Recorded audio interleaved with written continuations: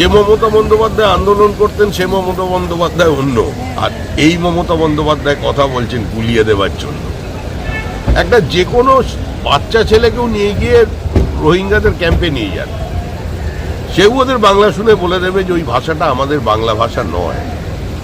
আমরা বলতে চাইছি যে বাংলাদেশে বাংলায় কথা বললেই সে ভারতবর্ষে এসে এখানকার ভোটার হয়ে যেতে পারে না। আর মুখ্যমন্ত্রী বাংলাদেশি জিহাদি রোহিঙ্গাদের উপরে ভর করে চতুর্থবারের জন্য নির্বাচনী বৈতরণী পার করতে চাইছেন, এবং মুখ্যমন্ত্রীর এই অবস্থানের কারণে লক্ষ লক্ষ বাঙালি বিপন্ন বোধ করছে, যারা পরিযায়ী শ্রমিকের কাজ করছেন, ছোট ছোট চাকরি করছেন।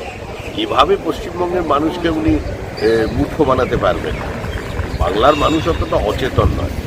রাম মন্দিরে প্রাণ প্রতিষ্ঠার সময় তিনি বলেছিলেন যে জো ডরতা হ্যায় ও কাফির হ্যায়। তো এই যাদের উনি কাফির বলছেন, মানে আমাদের কারা কাফির বলে, এই ওপারের বাংলাদেশি জিহাদি যারা আছে তারা তো আমাদের কাফেরই বলে।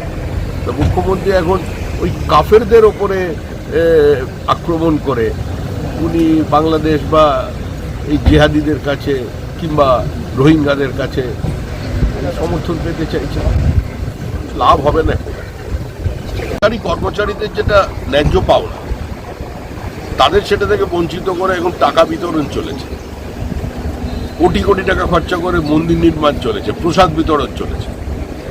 এখন তো 25% দিতে পারলেন না, এবার 100% দিতে হবে।